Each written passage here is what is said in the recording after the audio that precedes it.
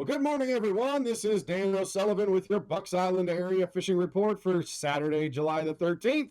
Hey, we're going to be joined by three of our usual guys and one of our frequent fill-ins. We got Tom, Lee, Gentry, and then Tracy Robinson's going to fill in on Logan Martin and Lake this week. We'll be right back with what the guys have to say.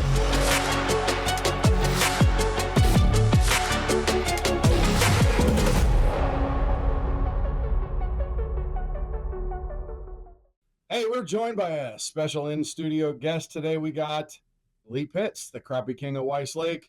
We actually taped this thing on Thursday. Lee had some opportunity to come down here, get some work done, so he's here with us. Lee, let's start at Weiss Lake. Tell me what's going on.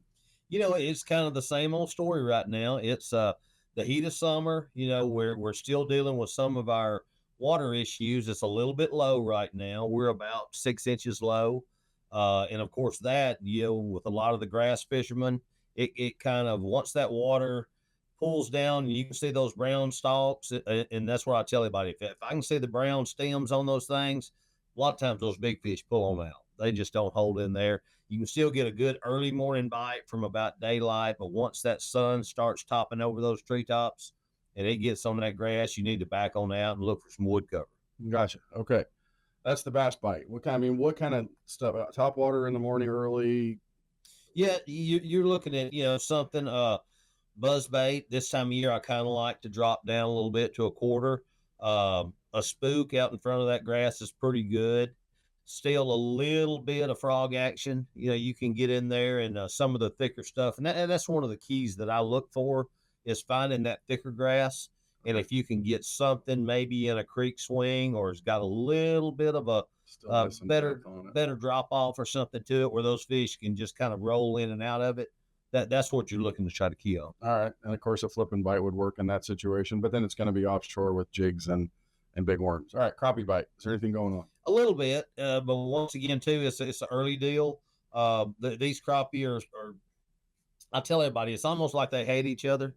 They've been around each other all spring and early summer. Now they just bust up and they get out there and kind of just get away from each other and take a breath. But you can look at some of this, in the creeks, on the river channels, even on some of these big flats where you have the drop offs. If it's got any kind of brush, they'll hold out there and get tight on that brush, and you can drop live bait down on them, or either come out there with a little small jig and spoon or something like that.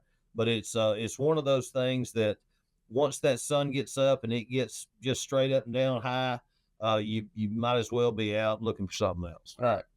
We got about 30 seconds. Let's talk about Neely Henry. What's going on there? I'm assuming the crappie bite's going to be the same type of thing. Deep docks, offshore. So bass bite, what are we looking at? Bass bite is still doing well down here. And I think a lot of it is on that main river. You got the grass.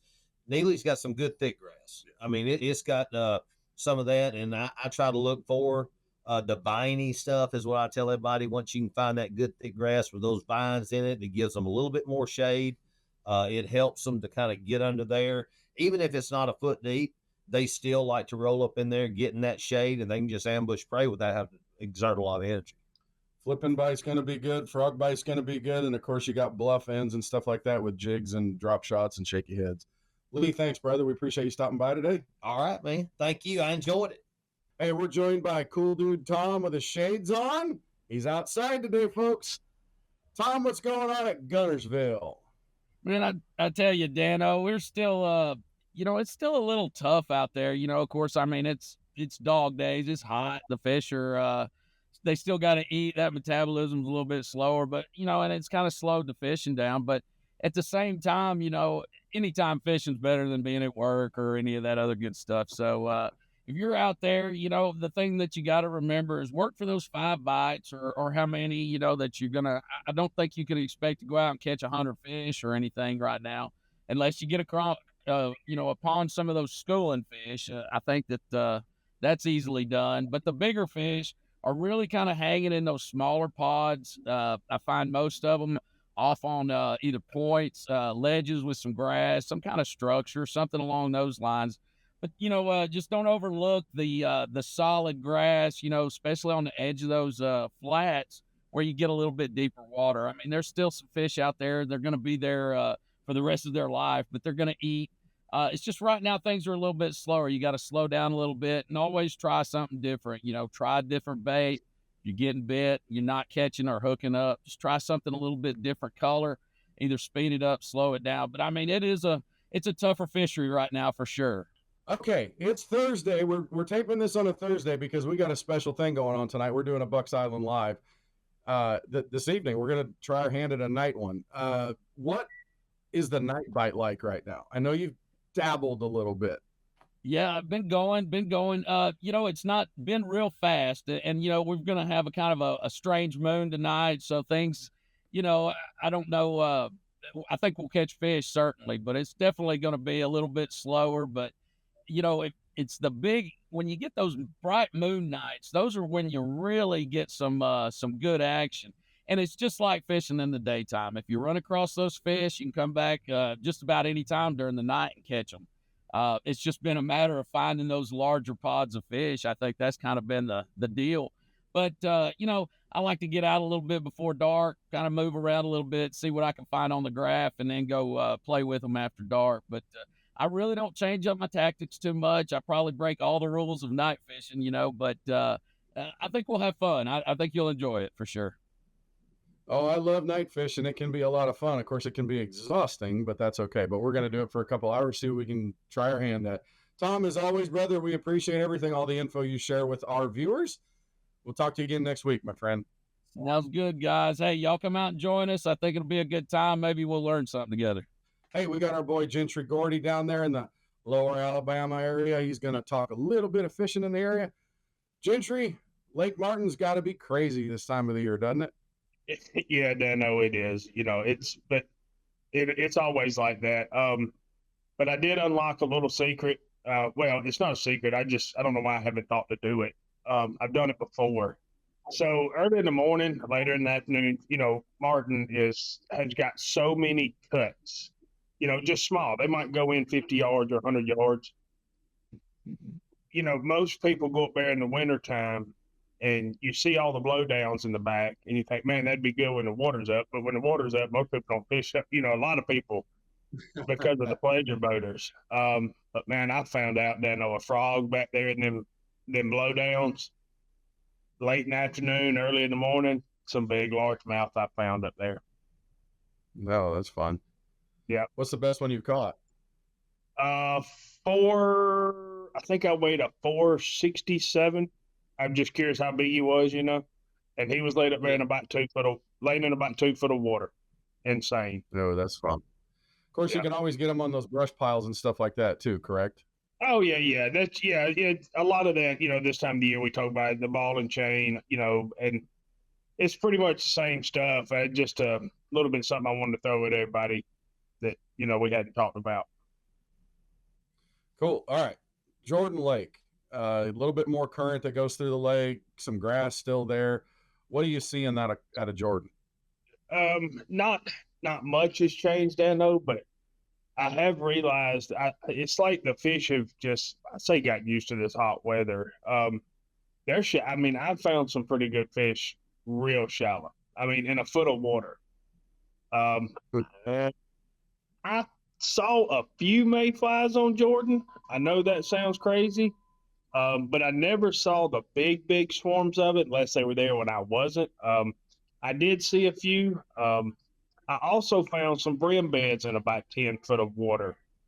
I marked fish on them. I turned around and fished it. I caught all spots on those brim beds. I don't know if they were using them brim beds as ambush places and the brim wasn't on them, but it made me, when you sit there and catch 6 or 8 good spots on a 10 foot of water on brim beds, it makes you go look for some more, which I did find them.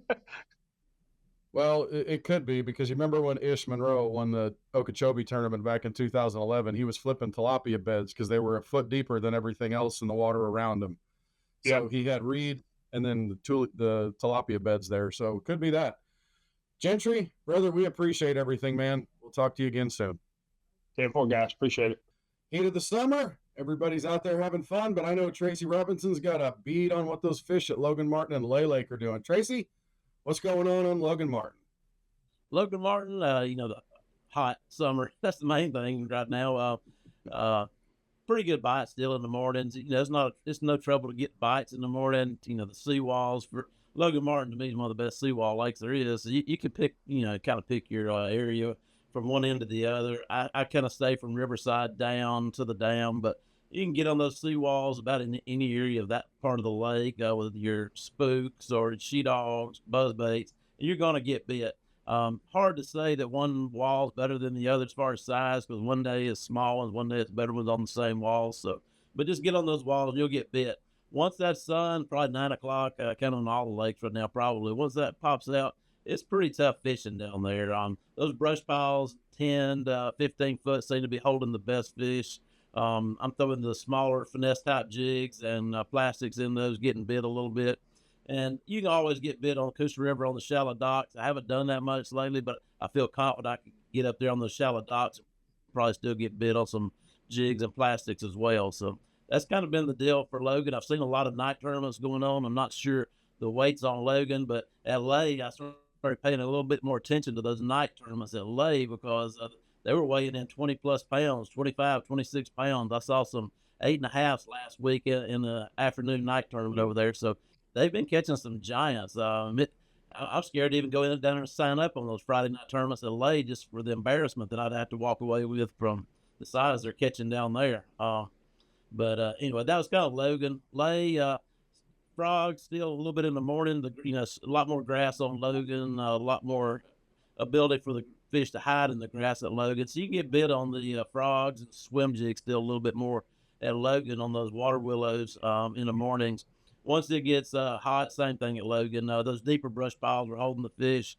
About lunchtime, they're turning on the turbines. It's been about one turbine. It's not a lot, but it's enough to at least ramp the bite up a little bit on the upper ends of the lakes. It doesn't turn it on to where it's just on fire up there, but it does position the fish a little better where those ditch mouths, you throw some plastic, shaky heads, finesse type stuff at those ditch mouths at both Lay and Logan on the upper end and get bit. So that's kind of the deal for both Lay and Logan right now. Yeah, and obviously at Lay Lake too, those fish will start to suspend around that standing timber down there on that lower end of the lake too. You can throw a jerk bait, maybe even a topwater at the right times. Tracy, man, we appreciate everything. We appreciate your insights and you contributing. We'll talk to you again soon, brother. Well, that'll wrap up our Bucks Island Area Fishing Report for Saturday, July the 13th. Hey, folks, just wanted to let you know we are going to our winter hours. I know it's not winter, but our off-season hours. July 4th kind of really ends the boating season in a lot of ways for a lot of people. But we're going to be Tuesday through Friday, 8 to 5, and then Saturdays, 8 to noon. Come by and see us any chance you get. We look forward to seeing you, and we appreciate you being the best part of Bucks Island. We'll talk to you again next week.